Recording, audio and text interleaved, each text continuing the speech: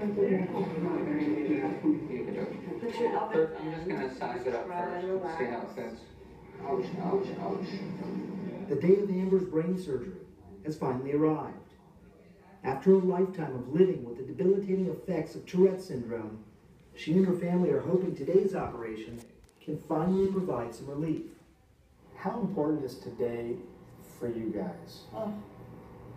A new beginning. For her to have the same opportunities in life that everyone else has, as bright as she is, and as social and outgoing, for it to be her own choices, not something that she was given that she can't help. There she is, the guest of honor. So probably should put a pillow. Kelly? So I always want to pick music for surgery. What are you looking for? I like country.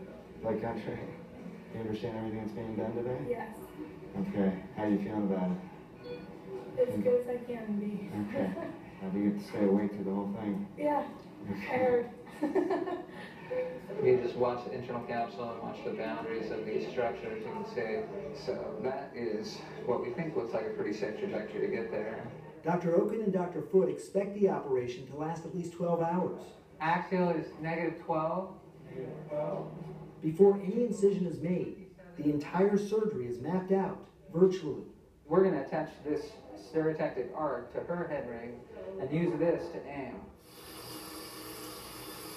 When you talk to her ahead of time, patients always ask, how likely is this to work?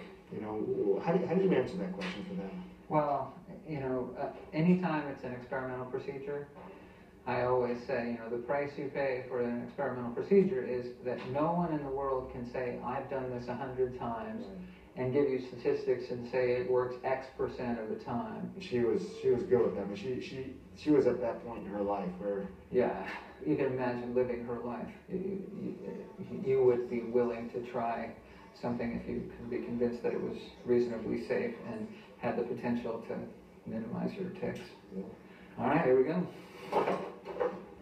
So what I'm about to do is not painful at all, okay? It's not a painful procedure. It's just really loud. All right, here we go. To begin, 4 holes are drilled into her skull. One down. So you're now a member of an elite club. Very few people can say they've had a hole drilled in their skull while they're awake. Dr. Foote and his team have performed more than 1,000 deep brain stimulation procedures, but the additional contacts they are placing on top of Amber's brain are new and still being tested. So we said left cortical first, right? We want to split the contacts so that we have got some of the premotor region so we can sense the tics before they happen when they get premonitory urges, but also the motor region. What is so interesting here is that when you think about Tourette's, you're thinking about something that is almost half motor movements, and almost half emotion.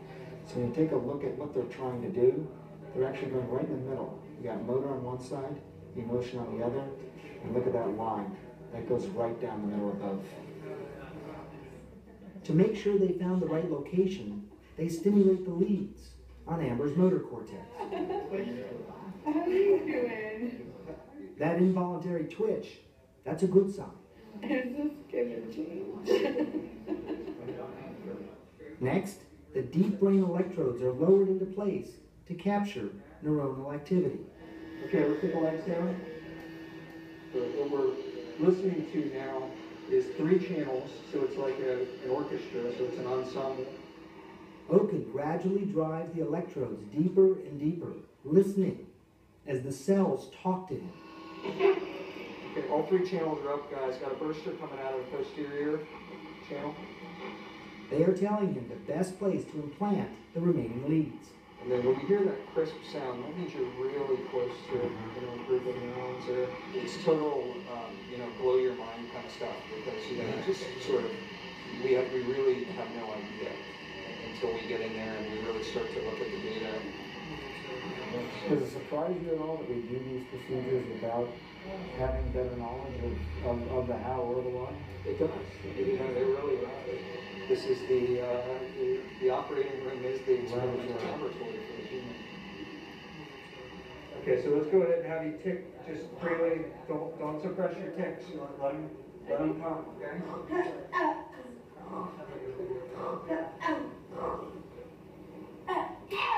You can see when she's having her ticks, you're seeing activity deeper in her brain, not just in the more superficial areas.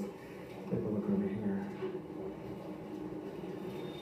With the new lead successfully implanted on top and inside Amber's brain, the doctors have essentially created a new network. It's an early version of what they hope will someday become a tick detector. So we're recording from 16 different locations in her brain right now. And this, I mean, what you're describing really hasn't been done before. Right, but we're also trying to figure out what causes this. So in some ways, she's sacrificing for kids in the future. Right. Well, Dr. Oken and Dr. Foote now believe they've given Amber the best shot at leading a normal life. But keep in mind, it's just day one of 6 to 12 months of return visits, recalibration, and tweaking before she could potentially get there. And also before they can really understand what's happening inside her brain. I was in the car with Dad for 2 hours,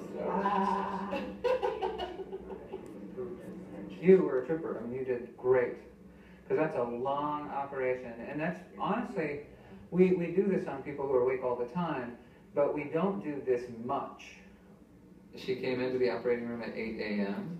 and we brought her out of the operating room at 8 p.m., which, and you know, during that time she had, depending on how you count it, 1, 2, 3, 4, 5, 6 operations. She did great. She did great. After an exhaustive surgery, Amber knows she's been given an incredible chance at a new life. I feel honored. I do. And my niece and my nephew are what's really pushing me right now because I want them to see. I want them to grow up and see me, you know, be a productive member of society. And that to me is not taking.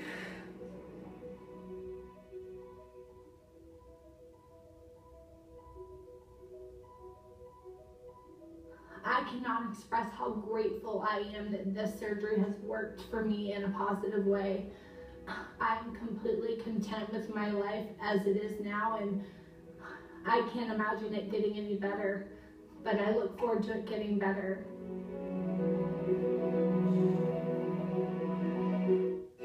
Vital Signs.